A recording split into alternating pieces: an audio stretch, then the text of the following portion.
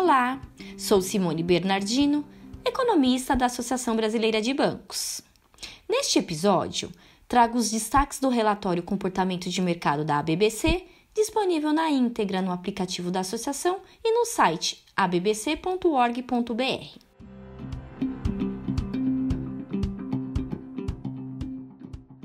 Mesmo com a dificuldade na obtenção de insumos, a produção industrial brasileira cresceu 1,4% em maio, pondo fim a 3 meses consecutivos em queda, período no qual acumulou retração de menos 4,7%.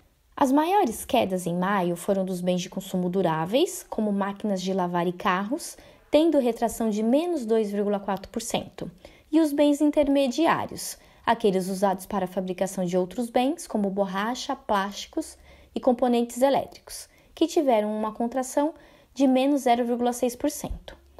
As maiores altas foram os dos bens de consumo semiduráveis, como roupas e calçados, com um aumento de 3,6% e a elevação de 1,3% dos bens de capital.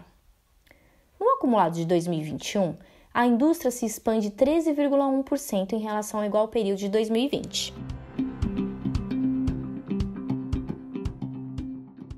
Em junho, as sondagens de confiança da FGV indicaram melhora em todos os segmentos. Em meio ao alívio nas medidas de restrições à mobilidade e à melhora da atividade econômica, a confiança no setor de serviços se expandiu 5,7 pontos para 93,8 pontos na série dessazonalizada, atingindo o maior nível desde o início da pandemia. Houve avanço em ambos os componentes, na situação atual, de 4,7 pontos, e nas expectativas, de 6,7 pontos. Já o índice do comércio subiu 2 pontos para 95,8 pontos, na terceira alta consecutiva mensal, chegando ao nível de outubro de 2020. O indicador para a indústria teve alta de 3,4 pontos, indo a 107,6 pontos. Em ritmo mais intenso, o índice para a construção avançou 5,2 pontos para 92,4 pontos.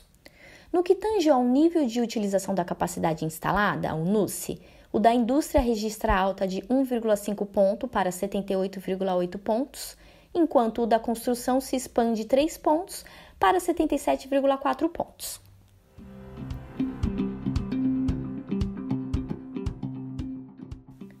O setor público encerrou maio com um déficit primário de 15,5 bilhões de reais, ante um superávit de 24,3 bilhões de reais no mês anterior. Com isso, acumulou um déficit primário de 428,3 bilhões de reais em 12 meses.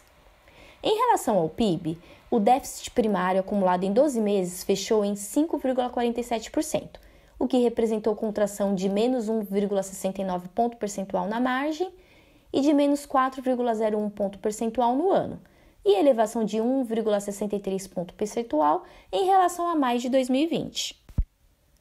Com um crescimento de 0,05 ponto percentual no mês, os juros nominais acumulados foram de 3,72% do PIB, o que elevou o déficit nominal acumulado em relação ao PIB para 9,24%, ante 8,67% no mesmo período de 2020. Já a dívida líquida do setor público cresceu 5,59 ponto percentual em maio na comparação interanual, para 59,67% do PIB. Com uma queda mensal de 1,11 ponto percentual e elevação de 3,96 ponto percentual em 12 meses, a dívida bruta do governo geral fechou em 84,46% do PIB. Já a arrecadação federal divulgada pela Receita Federal chegou a 142,1 bilhões de reais via impostos e previdência em maio. Em termos reais, o total ficou muito acima do observado em maio de 2020, que foi de 69,9%, na primeira fase de contágio da Covid-19 e 10,1% menor do que o mês anterior. No acumulado em 12 meses, a arrecadação federal totalizou 1,707 bilhões de reais, o que representou uma alta real de 6,2% ao ano, contra 0,01% ao ano em abril.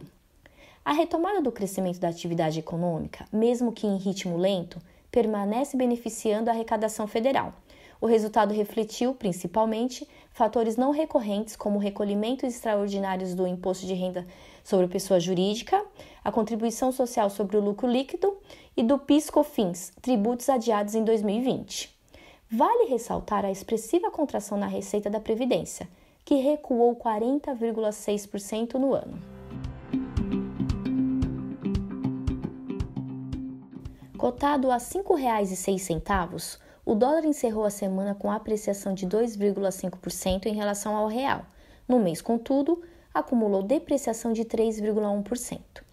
Foi responsável por contrabalancear este movimento os dados de crescimento do emprego nos Estados Unidos e as perspectivas de que o Federal Reserve não precisará antecipar a retirada de estímulos monetários, ou seja, aumentar os juros básicos da economia americana.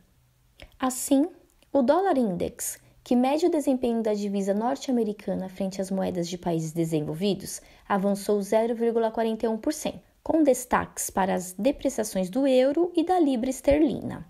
Já o índice que calcula o desempenho das moedas emergentes em relação ao dólar fechou a semana com contração de menos 0,53%.